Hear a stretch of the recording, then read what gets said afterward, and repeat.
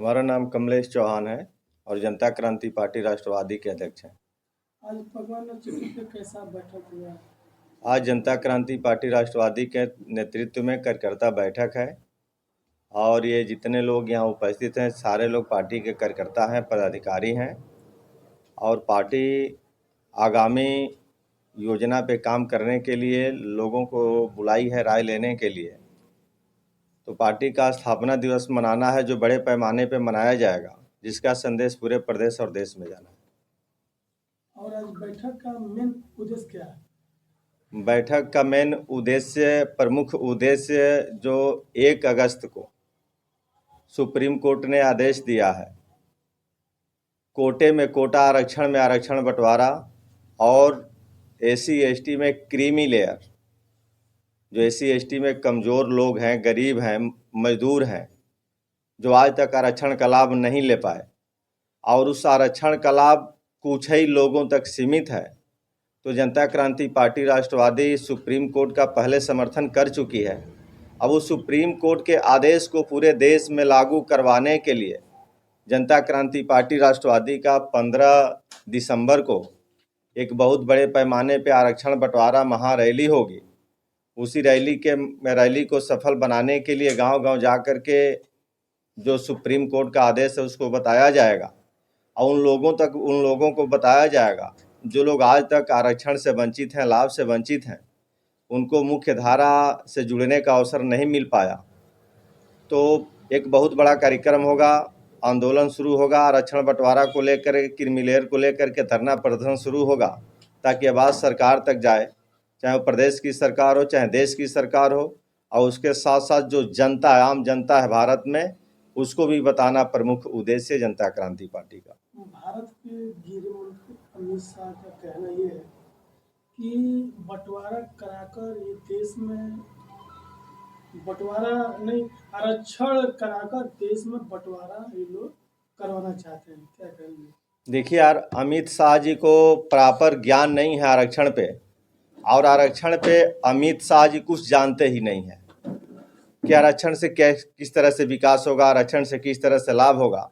आरक्षण एक व्यवस्था दी गई है कि जो देश में कमज़ोर हैं, गरीब है, किसान हैं, मजदूर हैं, हम उन सारे लोगों को अलग से लाभ दे करके उनको मजबूत करेंगे, इसीलिए आरक्षण दिया गया है। तो आरक्षण तो सारे लोगों को देश में मिलता है, चाहे SC हो, ST है, OBC हो, जनरल हो, माइनॉरिटी हो, सारे लोगों के लिए आरक्षण का प्राविधान है और आरक्षण का उद्देश्य ही कमज़ोर लोगों को देना है। लेकिन ये सारे जगहों पे मजबूत लोग ही आरक्षण को ले रहे हैं और 75 वर्षों से कमज़ोर आरक्षण से वंचित है। तो जनता क्रांतिवादी का उद्देश्य सीधा है कि जो आरक्षण से वंचित लोग हैं उनको आरक्षण का लाभ दिलवाना है और जो सुप्रीम कोर्ट का आदेश है उसको इस देश में लागू करवाना है। 2 दिन पहले देश के प्रधानमंत्री जी बोले हैं कि 6 साल में 60 लाख लोगों को नौकरी हम देंगे। क्या कहना चाहते हैं? देखिए, ये तो सन 2014 से बोल रहे हैं कि वो तो बोले थे, नरेंद्र मोदी जी ने कहा था कि हम 2 करोड़ नौकरी हर साल देंगे, लेकिन 10 साल बीत गया, उनका 11वां साल चल रहा है, 2 करोड़ लोगों को रोजगार नहीं दे पाए, नौकरी नहीं दे पाए।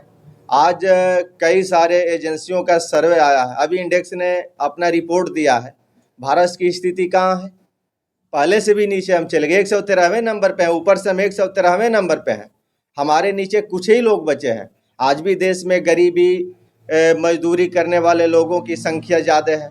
आज भी देश में बहुत सारे लोग हैं कुपोषित है। मैं नहीं कह रहा हूँ, ये अंतर्राष्ट्रीय एजेंसियाँ ही कह रही हैं।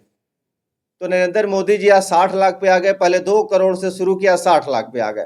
तो वो नौकरी नहीं देना चाहते हैं, रोजगार नहीं देना चाहते हैं। यदि रोजगार देना होता नरेंद्र मोदी जी को, चाहे दिए होते, तो आज स्थिति कुछ बदली होती।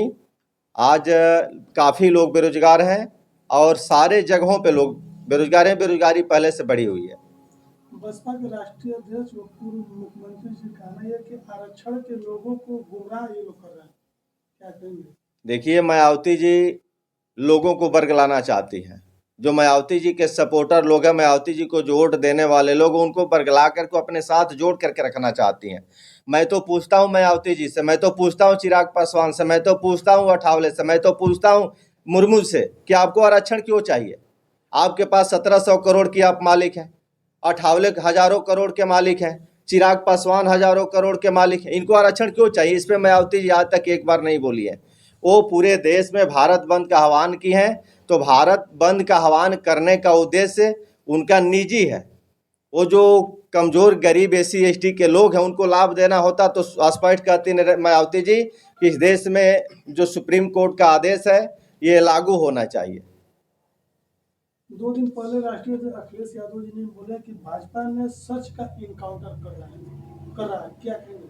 देखिए, भाजपा सच का इनकाउंटर कर रही है, और इनकाउंटर का जो जोगी जी का फरमान चल रहा है, देखिए इनकाउंटर समय समय से होना चाहिए। जो अपराधी प्रवृत्ति के लोग हैं तो उनका इनकाउंटर होना चाहिए, लेकिन किसी का इनकाउंटर घर से उठा करके नहीं किया जाना चाहिए कि जिसको हम घर से उठा कर लेकर के जाते हैं और फिर कहते हैं कि ये भाग रहा था, हमारे ऊपर हमला कर दिया तो उसका हम इनकाउंटर कर दिए। इस प्रदेश और देश में जितने थाना हैं उन सारे थानों में फर्जी FIR आज भी होते हैं। घर से उठाया जाता है और दिखाया जाता है कि मुखबिर के सूचना पे हमने इसको उठाया और हमारे ऊपर इसने जानलेवा हमला कर दिया, तब हमने गांजा बेचने में, दारू बेचने में, तमाम तरह के फर्जी मुकदमे आज भी इस देश में लादे जाते हैं। तो इनकाउंटर भी फर्जी हो रहा है जोगी जी की सरकार में, तो अखिलेश जी के सरकार में भी होता है, मायावती जी की भी सरकार में होता है। ऐसा नहीं है कि ये लोग छूते रहे हैं, दूध के धुले हुए हैं। ये लोग भी वही काम करते हैं जो जोगी जी कर, वही मायावती जी भी करती हैं। ये है कि थोड़ा सा कोई कम करता है, कोई ज़्यादा करता है, लेकिन मायावती, मुलायम, अखिलेश और जोगी में बहुत कोई अंतर नहीं है। ये तीनों लोगों का नज़रिया देश के गरीब के प्रति, कमज़ोर के प्रति लगभग बराबर है। और ये तीनों लोग जनता को बेवकूफ़ बना रहे हैं, जनता को धोखा दे रहे हैं। सुप्रीम कोर्ट में बोल नहीं पा रहा है, जो सुप्रीम कोर्ट का 1 तारीख को अगस्त को जो आदेश हुआ। अगले साल उत्तर प्रदेश में 10 विधानसभा का चुनाव है, आपकी पार्टी किस तरह चुनाव? जनता क्रांति पार्टी राष्ट्रवादी ने कटहरी विधानसभा में आज से 25 दिन पहले ही प्रत्याशी हो, जो अम्बेडकर नगर की कटहरी विधानसभा है, और जनता क्रांति पार्टी राष्ट्रवादी के वहाँ उम्मीदवार दिनेश चौहान जी हैं। और जनता क्रांति पार्टी राष्ट्रवादी सभी सीटों पे तो नहीं, लेकिन कुछ सीटों पे चुनाव मजबूती से लड़ेगी। और जनता क्रांति पार्टी की ताकत, जनता क्रांति पार्टी की ताकत उस दिन समझ में आएगा जिस दिन इस प्रदेश में वोटों की गणना होगी उपचुनाव का। तो निश्चित जनता क्रांति पार्टी की ताकत पूरे प्रदेश और देश के नेताओं को समझ में आएगा कि जनता क्रांति पार्टी कितनी मजबूत है, कितनी ताकतवर है। और जनता क्रांति पार्टी राष्ट्रवादी का एजेंडा मजबूत है। जनता क्रांति पार्टी इस प्रदेश और देश में सारे लोगों के लिए काम करी। एक आदमी ऐसा नहीं है जिसको जनता क्रांति पार्टी राष्ट्रवादी इग्नोर कर रही है। हम सारे लोगों के लिए काम कर रहे हैं, सारे लोगों की उन्नति के लिए काम कर रहे हैं, सारे लोगों की भलाई के लिए सोच रहे हैं। और निश्चित इस देश की जनता जनता क्रांति पार्टी राष्ट्रवादी पे भरोसा और विश्वास करेगी। और इसी त्रिस्तरीय पंचायत का जो चुनाव होगा सन 2026-27 में उत्तर प्रदेश में, 25-26 में, उसी में पूरे प्रदेश और प्रदेश के नेताओं को पता चलेगा कि जनता क्रांति पार्टी का वजूद क्या है। और आज पार्टी बनाने का मेन उद्देश्य क्या रहा?